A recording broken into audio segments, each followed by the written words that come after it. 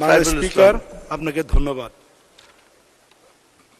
মাননীয় স্পিকার, আমার উত্থাপনীয় বিষয় খেলাপি ঋণ আর্থিক খাতের হুমকি প্রসঙ্গে। মাননীয় স্পিকার, খেলাপি ঋণ দেশের আর্থিক খাতের অগ্রগতির ক্ষেত্রে বড় ধরনের হুমকি, বাংলাদেশের অর্থনীতির জন্য একটি বড় উদ্বেগের বিষয় হয়ে দাঁড়িয়েছে। বাংলাদেশ ব্যাংকের প্রতিবেদনে বলা হয়েছে 2022 সালের ডিসেম্বরের শেষে খেলাপি ঋণের পরিমাণ ছিল 1,20,650 কোটি টাকা, যাহা মোট ঋণের 8.23%।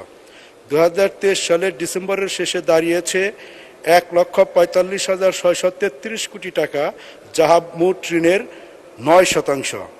উচ্চ মূল্যস্ফীতির কারণে সঞ্চয়কারীদের ব্যাংকে আমানত রাখতে নিরুৎসাহিত করছে। দ্রুত এ সমস্যার সমাধান না করলে সার্বিক অর্থনৈতিক কর্মকাণ্ড দীর্ঘমেয়াদে ক্ষতিগ্রস্ত হবে। 2023-24 অর্থবছরে অক্টোবর ডিসেম্বরে প্রান্তিক শেষে সারল্য সরবরাহ আগের প্রান্তিকের তুলনায় 1.70% বেড়ে 19,09,000 কোটি টাকা দাঁড়িয়েছে।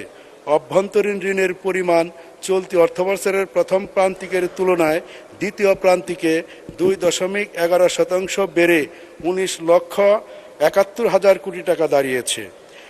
কেন্দ্রীয় ব্যাংক এটিকে নামিয়ে আনতে এবং ব্যাংকিং খাতে সুশাসন ফিরিয়ে আনার পরামর্শে 2026 সালের 30 জুনের মধ্যে খেলাপি ঋণ 8%-এর নিচে নামিয়ে আনার লক্ষ্যমাত্রা নির্ধারণ করতে বলেছে।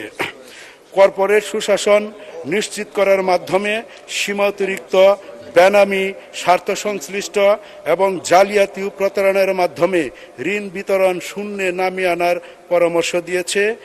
এক